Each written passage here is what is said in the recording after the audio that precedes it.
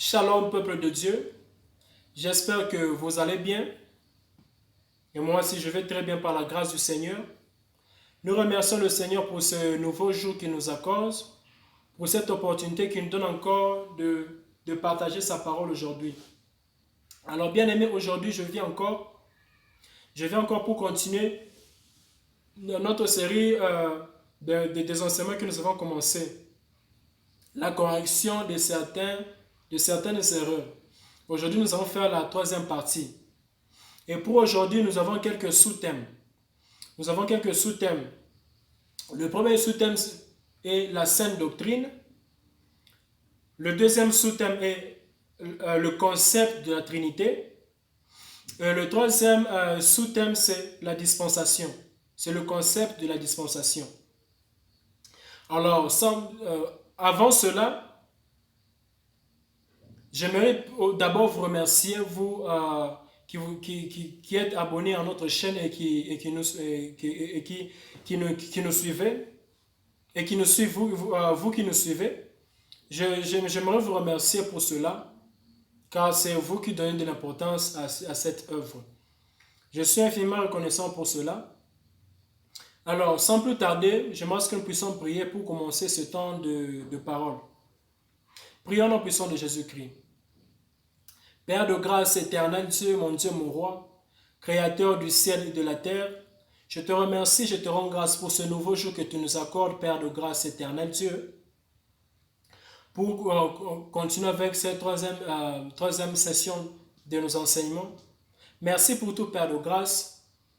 Et je te recommande ce temps de scène, mes Père de grâce. Je prie, Père de grâce, que je puisse diminuer et que le Saint-Esprit puisse prendre le dessus en moi, Père de grâce. Passe par moi pour atteindre ton peuple au nom puissant de Jésus-Christ. Passe par moi pour délivrer une personne aujourd'hui, Père de grâce, au nom puissant de Jésus-Christ. Père de grâce, au nom puissant de Jésus-Christ, je me lève contre tous œuvres du diable Satan. Tout ce que le diable est en train de faire pour mal interpréter ces instants ici, Père de grâce. Tout ce que le diable est en train de faire, Père de grâce, pour créer de la confusion, Père de grâce, pour créer, Père de grâce éternelle, un rejet, Père de grâce, dans les cœurs des gens, Père de grâce. Je me lève contre tous ces esprits, toutes ces œuvres-là du diable Satan, au nom puissant de Jésus-Christ. Père de grâce, reçois l'honneur, reçois la gloire, Père de grâce. Donne-moi, Père de grâce éternelle, Dieu, de partager ta parole, Père de grâce éternelle, Dieu, de façon, Père de grâce, à édifier ton peuple, mon Dieu, mourant en ce jour. Au nom puissant de Jésus-Christ, nous avons ainsi prié. Amen. Yes, peuple de Dieu, sans plus tarder, nous allons commencer avec notre premier sous-thème qui est la saine doctrine. La saine doctrine, et nous avons trois écritures de base à faire. La première écriture, la première lecture, nous la prenons dans le livre de Jean. Jean chapitre 1er, et nous allons lire le premier verset.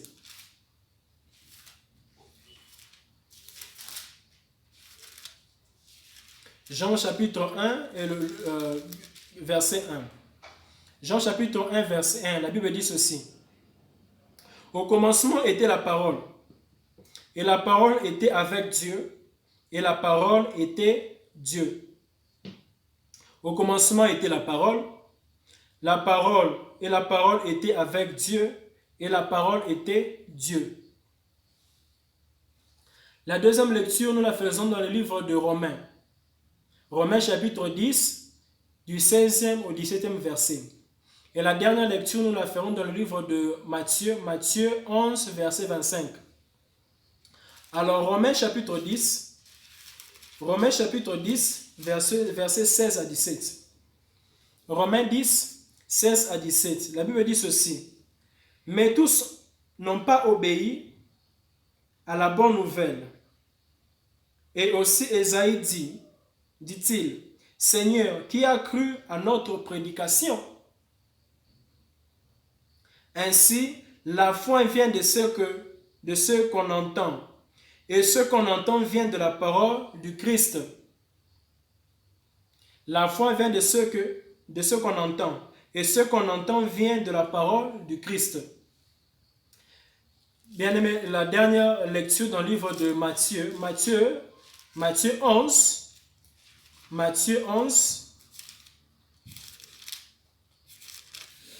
Matthieu 11, verset 25.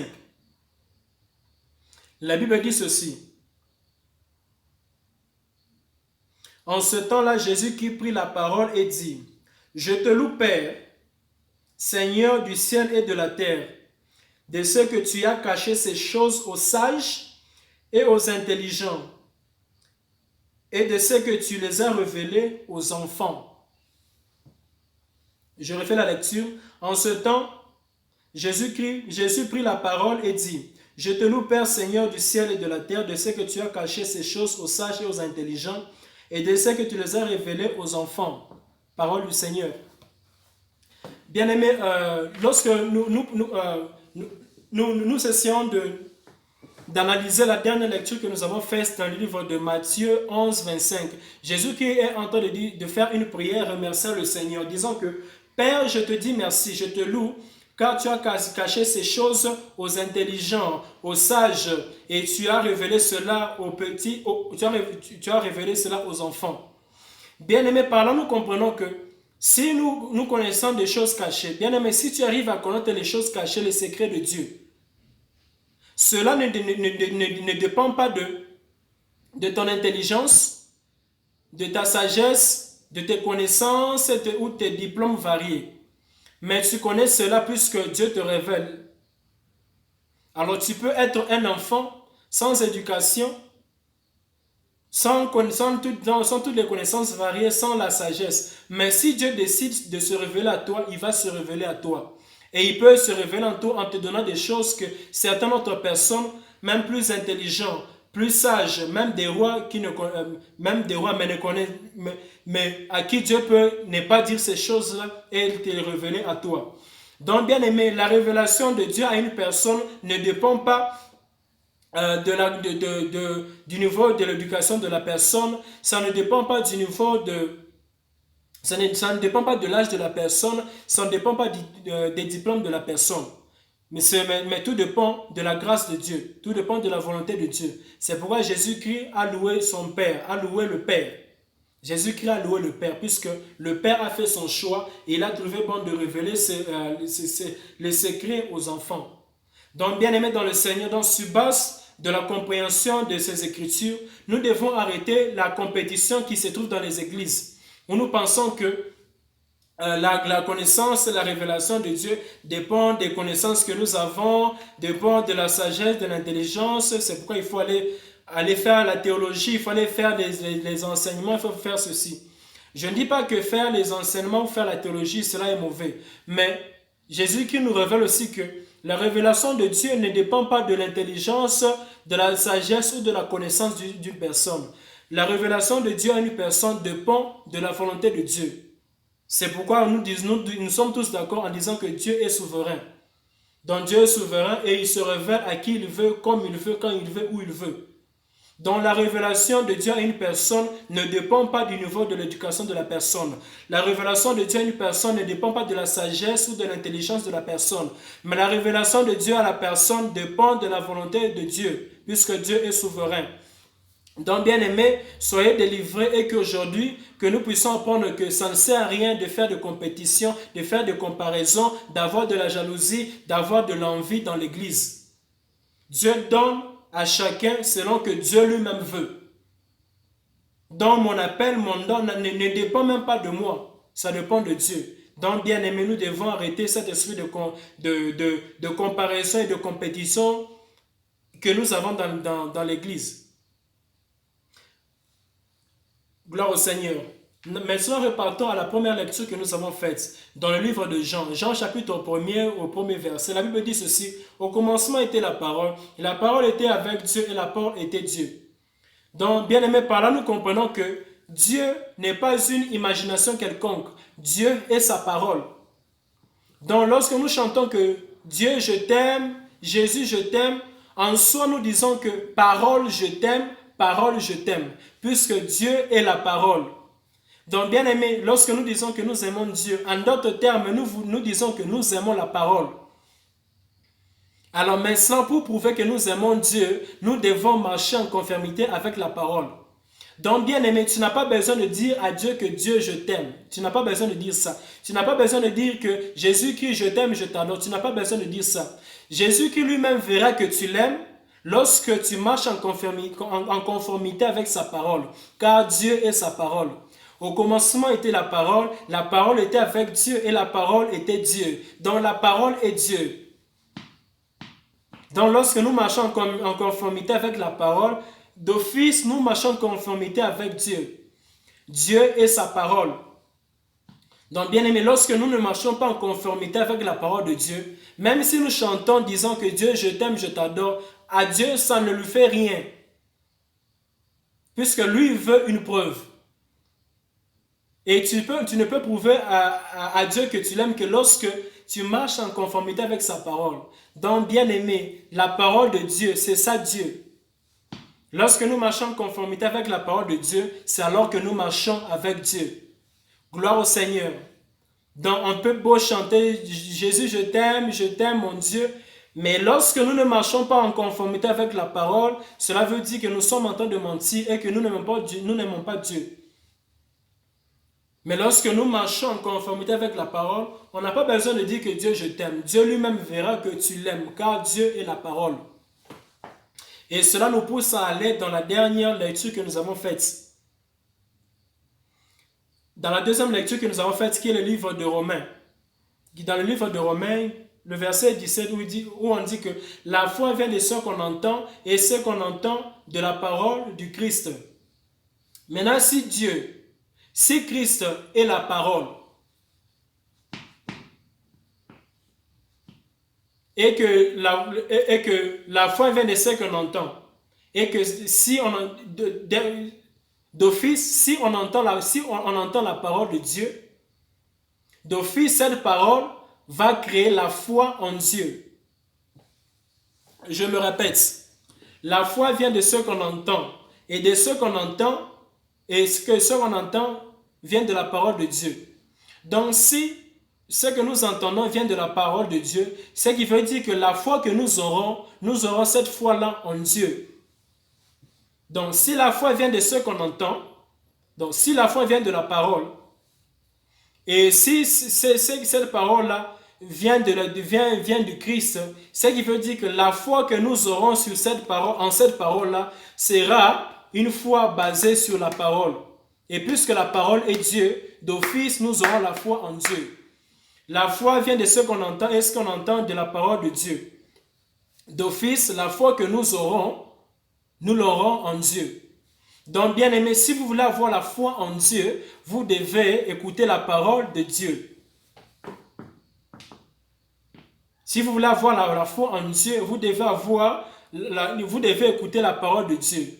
Et une fois que vous écoutez la parole de Dieu, d'office, vous aurez la foi en Dieu, puisque déjà Dieu lui-même est la parole.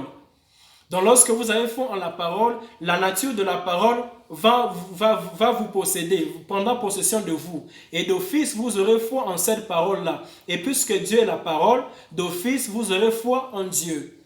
La foi vient de ce qu'on entend et ce qu'on entend de la parole de Dieu.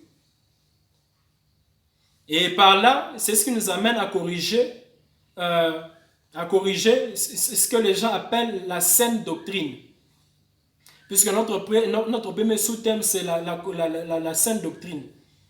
Puisqu'il y a certaines personnes qui parlent de la saine doctrine, mais ne savent pas c'est quoi la saine doctrine. Bien aimé, tous nous savons que le Nouveau Testament, le ministère de Jésus-Christ et les apôtres, lorsque tout cela se passait, lorsque Jean exécutait son ministère, l'apôtre Paul, l'apôtre Jean, les Timothée et même Jésus-Christ lui-même, en ce temps, au temps de leur ministère, le Nouveau Testament n'existait pas encore. Donc, Jean-Baptiste a prêché avec l'Ancien Testament. Les apôtres ont prêché avec l'Ancien Testament. Jésus-Christ lui-même a prêché avec l'Ancien Testament. Car nous avons un exemple où Jésus-Christ entre dans le temple pour ouvrir le livre d'Ésaïe. Donc, bien aimé, sur base de ça, nous allons dire que la saine doctrine, c'est de Genèse en Malachie. Donc, du premier livre de l'Ancien Testament au dernier livre de l'Ancien Testament. C'est ça la saine doctrine. Et maintenant, le Nouveau Testament a été écrit sur base de la connaissance de l'Ancien Testament. Donc normalement, dans les conditions normales, dans une Bible, on ne peut pas trouver un Nouveau Testament qui va en contradiction avec l'Ancien Testament. Donc bien aimé, si dans votre Bible, le Nouveau Testament contredit l'Ancien Testament, ce qui veut dire que c'est juste l'auteur de votre livre qui a modifié le Nouveau Testament. Mais en soi, le Nouveau Testament ne doit pas être en contradiction avec l'Ancien Testament. Et prenons l'exemple de Paul. Lorsque l'apôtre Paul écrivait aux Romains, aux Corinthiens, à Timothée, toutes ces épîtres-là de l'apôtre Paul, lorsqu'il les écrivait, il les écrivait sur base de la connaissance qu'il avait de l'Ancien Testament. Donc d'office, il ne pouvait jamais aller en contradiction avec, donc d'office, ce que l'apôtre Paul avait écrit originellement ne peut pas être en contradiction avec l'Ancien Testament, car il s'était basé sur l'Ancien Testament pour écrire le Nouveau Testament. Donc, bien aimé, la saine doctrine ou la doctrine universelle, c'est l'Ancien Testament. Genèse en Malachie. Et le Nouveau Testament est écrit sur base de la connaissance de l'Ancien Testament. Donc, bien aimé, lorsqu'on parle de la saine doctrine, on parle de Genèse à Malachie. Et le Nouveau Testament est écrit sur base de la connaissance de l'Ancien Testament. Donc, d'office, il ne peut jamais avoir une contradiction entre l'Ancien Testament et le Nouveau Testament. C'est pourquoi Jésus lui-même dit que je ne suis pas venu abolir la loi, mais je suis venu la compléter. Puisque Dieu travaille avec le principe de la continuité. Donc, le Nouveau Testament est venu continuer l'Ancien Testament. Alors peut-être quelqu'un va se poser la question de savoir, c'est quoi une doctrine? Une doctrine, c'est quoi? Une doctrine, c'est un groupe, c'est un ensemble des enseignements. Alors, ce qui se fait, c'est quoi?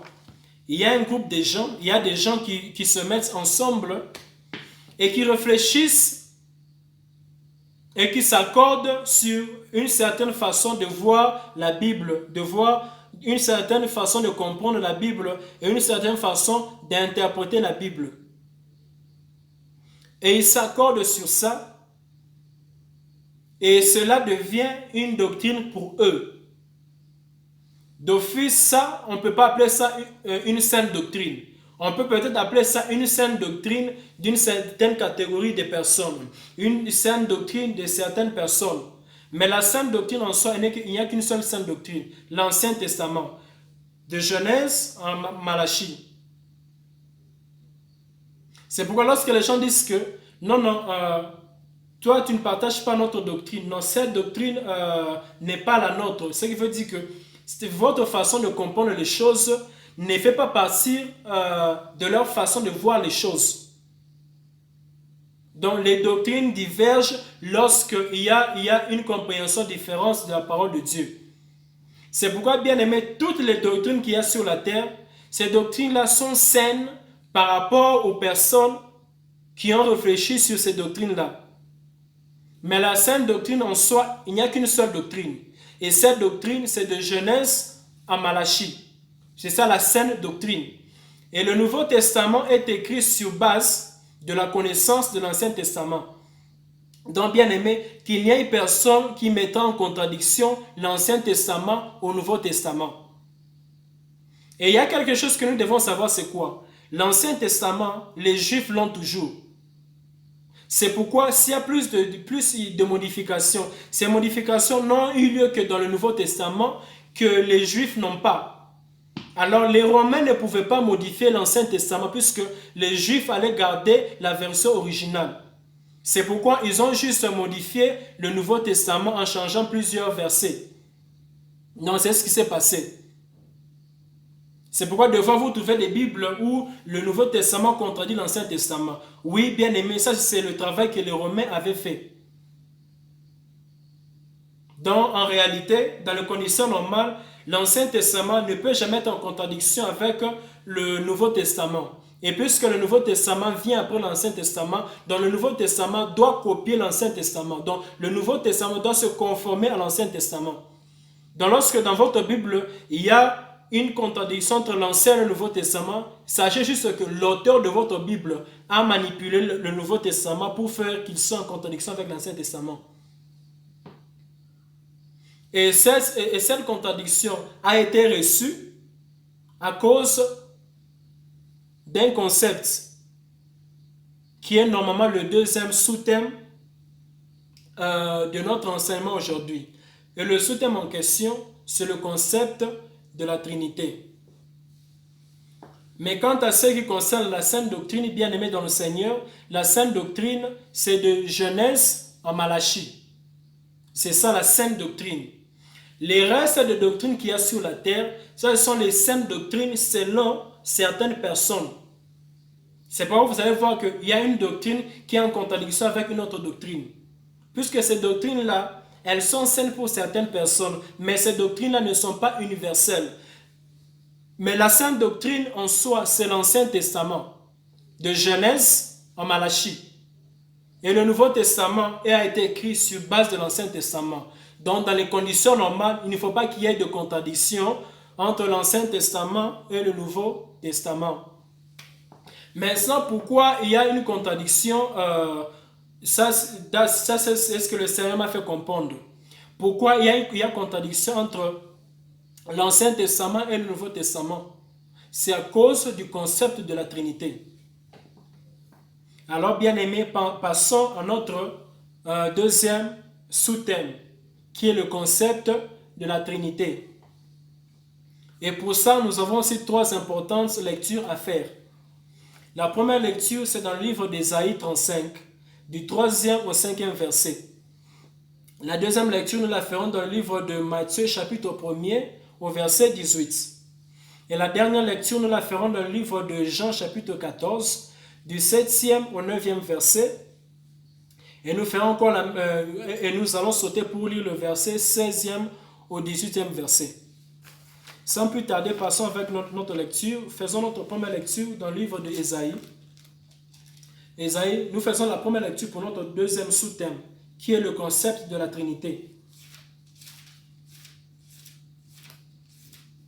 Ésaïe chapitre 35, du 3e au 5e verset. Ésaïe 35, du 3e au 5e verset. La Bible dit ceci. Fortifiez les mains languissantes et affermissez les genoux qui chancellent. Dites à ceux qui ont le cœur troublé, prenez courage, ne craignez point. Voici votre Dieu. Voici votre Dieu. La vengeance viendra. La rétribution de Dieu. Il viendra lui-même et vous sauvera. Je répète le 4e verset. Dites à ceux qui ont le cœur troublé, prenez courage, ne craignez point. Voici votre Dieu. La vengeance viendra, la rétribution de Dieu. Il viendra lui-même et vous sauvera. Dieu viendra lui-même et vous sauvera. Ici, on n'a pas parlé du Fils. On dit que Dieu viendra lui-même et vous sauvera. Ça, c'est la prophétie que Dieu a donnée au prophète Ésaïe. Maintenant, faisons la deuxième lecture dans le livre de Matthieu. Matthieu chapitre 1er. Matthieu chapitre 1er. Matthieu chapitre 1er. Le 18e verset. Matthieu chapitre 1er. 18e verset. La Bible dit ceci. Voici de quelle manière arriva la naissance de Jésus-Christ. Marie, sa mère, ayant été fiancée à Joseph, se retrouva enceinte par la vertu du Saint-Esprit. Avant qu'ils aient habité ensemble. Bien aimé, je vais insister sur quelque chose. Marie, sa mère, ayant été fiancée à Joseph, se trouva enceinte par la vertu du Saint-Esprit. En d'autres termes, elle était enceinte du Saint-Esprit.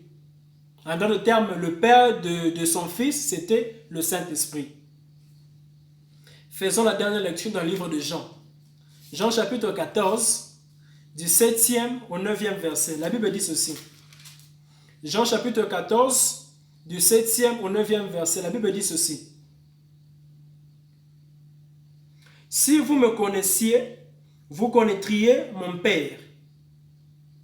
Et dès maintenant, vous le connaissez et vous l'avez vu. Philippe lui dit, Seigneur, montre-nous le Père et cela nous suffit. Jésus lui dit, il y a si longtemps que je suis avec vous et tu ne m'as pas connu, Philippe. Celui qui m'a vu a vu le Père. Comment dis-tu, montre-nous le Père? Verset 16 au verset 18. La Bible dit ceci. Et moi je prierai le Père, et il vous donnera un autre consolateur, afin qu'il demeure éternellement avec vous. L'Esprit de vérité, que le monde ne peut recevoir, parce qu'il ne le voit point et ne le connaît point. Mais vous le connaissez, car il demeure en vous, et il sera en vous. Verset 18. Verset 18. Je vous laisserai pas orphelin, je reviendrai à vous. Jésus-Christ dit, je ne vous laisserai pas orphelin, je reviendrai à vous. Bien-aimés, le concept de la Trinité a causé et cause beaucoup de problèmes dans l'Église. Et je pense qu'il est vraiment important de clarifier car ce concept est vraiment très important. Puisque je pense que le concept de la Trinité, le concept de la Trinité consiste, c'est comme un pont entre l'Ancien Testament et le Nouveau Testament. Donc, si l'on ne comprend pas le concept de la Trinité, cela occasionnera la compétition ou la confrontation entre l'Ancien Testament et le Nouveau Testament. Donc, bien aimé, normalement, la confrontation entre l'Ancien et le Nouveau Testament, a comme pour cause la compréhension du concept de la Trinité. Donc, si vous voulez comprendre que l'Ancien Testament ne doit pas être contredit par le Nouveau Testament, vous devez d'abord comprendre le concept de la Trinité. Alors, dans la première lecture que nous avons faite dans le livre de Ésaïe, la Bible dit ceci. La Bible dit ceci. Dieu viendra et vous sauvera. Dieu viendra. C'est ce que Ésaïe dit. Dieu viendra. Dieu viendra. Dieu viendra. Donc, normalement, lorsque Jésus-Christ est venu, c'était Dieu qui était venu. Mais ça, lorsque Matthieu, chapitre 1, le 18e verset, parle de la naissance de Jésus-Christ, on dit que Marie était enceinte du Saint-Esprit. En d'autres termes, le père de l'enfant de Marie, c'était le Saint-Esprit. Maintenant, dans le livre de Jean, chapitre 14, Jésus qui est en train de dire que je prierai au Père. Maintenant, Philippe a voulu rendre les choses claires et dit à Jésus-Christ, montre-nous seulement le Père et cela est suffisant pour nous. Jésus-Christ lui dit, j'ai été avec vous tout ce temps ici. Et tu me poses la question et tu dis que tu veux voir le Père. Qui m'a vu a vu le Père. Et Jésus-Christ va plus loin. Au verset 16e jusqu'au 18e, il dit que je prierai au Père et il enverra le Saint-Esprit. Et au 18e verset, il dit, je ne vous laisserai pas orphelin, je reviendrai à vous. Donc, bien aimés, par là, nous devons comprendre que Dieu le Père, Dieu le Fils, Dieu le Saint-Esprit, ce ne sont pas trois personnes distinctes en Dieu, non. Ce ne sont pas trois personnes distinctes en Dieu. Ce sont trois offices ou trois attributs que Dieu, un seul Dieu utilise. Donc le même Dieu utilise l'attribut ou bien l'office du Père, et puis il utilise l'office du Fils, et puis il utilise l'office du Saint-Esprit. C'est pourquoi dans Ésaïe, la Bible dit que Dieu viendra vous sauver. Et dans le livre de Matthieu, on dit que Marie était enceinte du Saint-Esprit.